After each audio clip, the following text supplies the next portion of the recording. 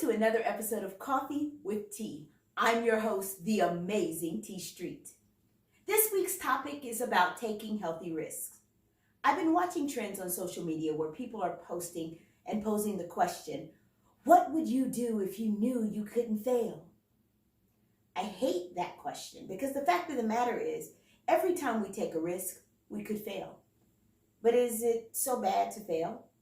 I always ask myself the question, what would you do if you absolutely knew you were going to fail? And generally my answer is exactly what I have done and probably more. Because what I have learned in my failures is that one failure is not fatal.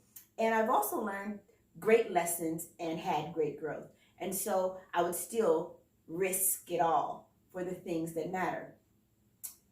My philosophy about life is you'll never learn to swim if you don't risk drowning. Now, every time you go into a pool, you could drown. But the fact of the matter is, if you don't go into the pool, you'll never learn to swim because swimming happens in the water. Years ago, a group of friends and we took one of our other friends on a trip to Maui to celebrate her receiving her PhD. And the group of people that I went with weren't very, very adventurous. Most people who know me know that I love great adventure. I love trying new things. I love skydiving and parasailing and things like that. And so one of the things that I had always wanted to try was jet skiing. I just felt like I could jet ski because I loved riding a motorcycle when I was younger. And I was pretty good at that. So I was like, well, if I can ride a motorcycle, surely I can jet ski. But I couldn't really talk any of the people on the trip with me. All they wanted to do was lay on the beach and go to luau's and things like that. And so I couldn't talk people into going. They did go snorkeling and they saw a shark and they quickly ended that venture. But I really wanted to try jet skiing. And so I talked my friend into going with me. And generally, she's not the most adventurous person.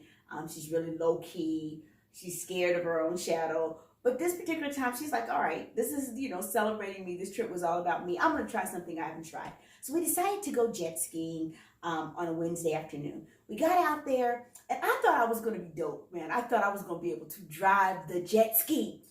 But what happened was I got in the water, and I couldn't control it because controlling the jet ski was very different on the water than controlling a motorcycle on the road. So I'm driving like an old drunk, and I couldn't control it.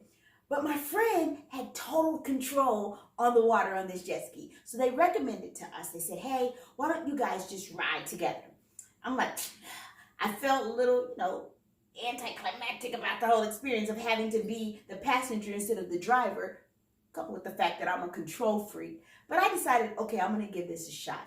I'm going to see if this will work. So I gave her some instructions. When you get on the jet ski, they connect your life vest to the ignition, with the thought that if you fall off the jet ski, it will turn off the jet ski and then you can just go swim and retrieve the jet ski, right? So I bought these little, I rented these goggles for $25. I was trying to do my thing. Now I got to tell you, at that time, I weighed in at about 350 pounds. I was a big girl. Now my friend was 5'10" and she was weighing in at about 280. So I need you to be clear. We got on this jet ski. We put a hurting on this jet ski with my 350 and her 280. Y'all do the math. That's a whole lot. And I know this jet ski was going, I don't deserve all this. But nonetheless, we got on this jet ski and I gave her some instructions. They're like, look, you're driving. I said, I like speed. Most people know me, know I'm very adventurous. I drive fast. Everything I do is fast. I said, I like speed. But when you turn that corner, I need you to slow down. And I need you to be clear that if I fall off the back of this into the water, I'm pulling you in with me. Be clear. So you govern yourself accordingly. So we're out there, you guys, we're having a ball. I mean, I got this life vest on. I got to tell you, this life vest is a little tight. I couldn't really fit it. All that well was just kind of on me. But I look like a big old sausage stuffed in it, but you had to wear it. So I was like, okay, got my goggles, got my sausage vest on. I'm out there. I'm having a ball. She's speeding. I'm like, faster, faster. She's going fast. We're hitting the waves. We're going up and down, up and down. We're having a ball. I'm holding on tight to her. She's holding on tight to the reins. Every time we get to a corner, I'd say, slow down. She would slow down. We're having an absolute ball. We've been out here about 40 minutes of the 45 minutes that we had rented the jet ski. We're like, yes, we know we got about 5 minutes. I'm like, let's do it. Let's just kill the game. So we're out there. She's hitting waves. Vroom, vroom, vroom, vroom. The fact of the matter is, though, at this point, we forgot that we were having to make a turn. We made this sharp turn. And right about the same time we hit this sharp wave, we went up into the air, and all I remember is that I came down like this. I'm falling, and I went up into the air, and I hit the water. Kaboom! And as I hit the water, I told you I was already in there like a sausage. As I hit the water, the life vest popped off, and I can't tell you where the goggles went, okay? I just don't know. To this day, I don't know where the goggles are. I did retrieve the life vest later. So I'm out there. Now, the good news is my mom had made me take swimming lessons. So I learned how to tread water. So I wasn't panicked that even though I didn't have a life vest, I knew for a minute that I could tread some water. I'm a big girl, but I can still tread, press down and kick, press down and kick. Because that's what you do when life is coming at you fast. And sometimes you feel like you're about to drown. Sometimes you just got to slow down and tread water until you can get your stroke back on. You got to tread. It's okay to tread water when you feel like you're drowning. Just don't go under. Just don't go under. If you got a back float, whatever you got to do until you can get the strength to swim again. So I'm out there in the water in the middle of the ocean, and it hit me, and I get a little salty because I'm like, this heifer's still on the jet ski. And that's what I said. And I know I'm supposed to be a better friend than that, but I wasn't. I was mad that she wasn't in the water with me. But all of a sudden I hear over in the distance, T, I'm over here. And I ain't gonna lie, I looked over and saw her in the water, and I felt better. So I swam over to her, because I could swim. I swam over to her. When I got to her, she said, I gotta tell you something. She still had her life vest on. She didn't buy the goggles because she wasn't trying to be cool like me. I said, what? She said, I can't swim. I said, well, the good news is you have a life vest. So she was like, I just hope nothing happens. I said, look, don't kick too much, because this the ocean. That means Jaws is out here. We some big girls. Let's be clear. If we kick too hard, we draw the attention of Jaws, he gonna call his friends, because he gonna be like, fellas, it's a smorgasbord. So we're out there waiting, and they send over these two dudes, this one little dude to come out and help us. He comes out in this jet ski, and he tells us to swim over to our jet ski. Now, this jet ski has drifted about 100 yards. I'm looking at him, dude, we can't swim 100 yards. We big girls. I ain't got no energy left. I know this look like muscle, but this ain't muscle. So we swim eventually over to the jet ski. And when we get over there, he brings his beside us, and he says, here's what I need you to do. On the back, there's two handles. Just pull yourself up. So my friend tries to pull herself up. She's out there. She's pulling hard. She can't pull all her weight out the water. I said, well, let me try. So I get down there. I suddenly realized this is not a muscle. This is just flab, because I can't get all of this pulled up out of the water onto this jet ski, right? So we're both in the water. So he decides this little dude might have been 5'6". He was probably 140 soaking wet. But he gets in the water, and he decides that the best course of action is to push up under my friend's butt to try to push her up out of the water at 140, and she at 280. She twice his weight. I'm laughing hysterically because she is so uncomfortable. Because I don't know if y'all know, on big girls, a bathing suit becomes a thong. So all he had was really two cheeks in his face. And so he's trying to push her up, and she's uncomfortable, so she's stiff and not moving, and he can't budge her. So he tries the same thing with me. We can't get up. So all of a sudden, another guy comes out, and he's on this jet ski, and y'all, I ain't even gonna lie.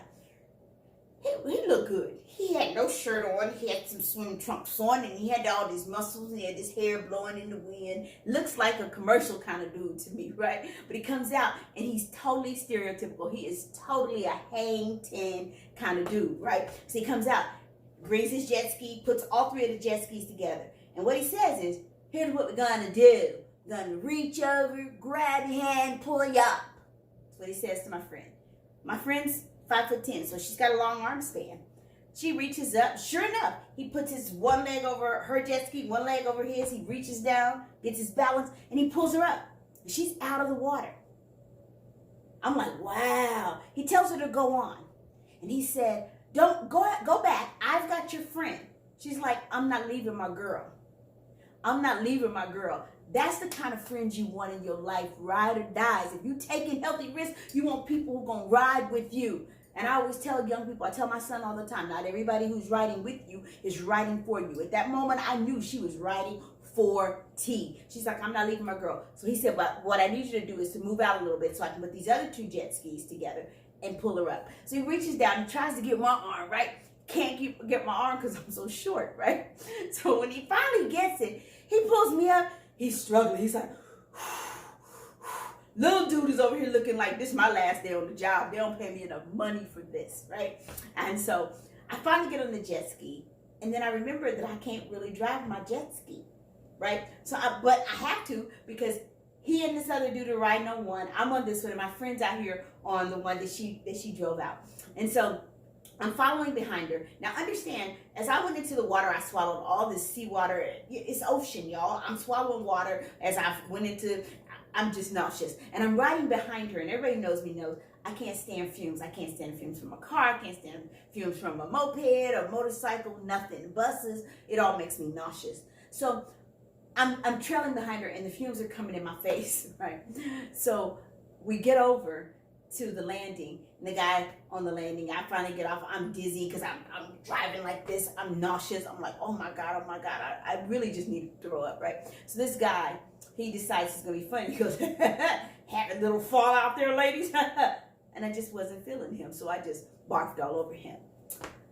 But the moral of this story really isn't about any of the things that you think it's about. What it's really about is when I turned to my friend, and even though we landed in the water, I said to her, oh my God, I'm so sorry. You did this because I asked you to, and it didn't end well. And what she said to me was, oh my God, this was the greatest thing ever. I have never done anything like this. I'll be able to tell my grandchildren about the first time I went jet skiing. And what she said is, and I never would have known about jet skiing if I hadn't gotten in the water.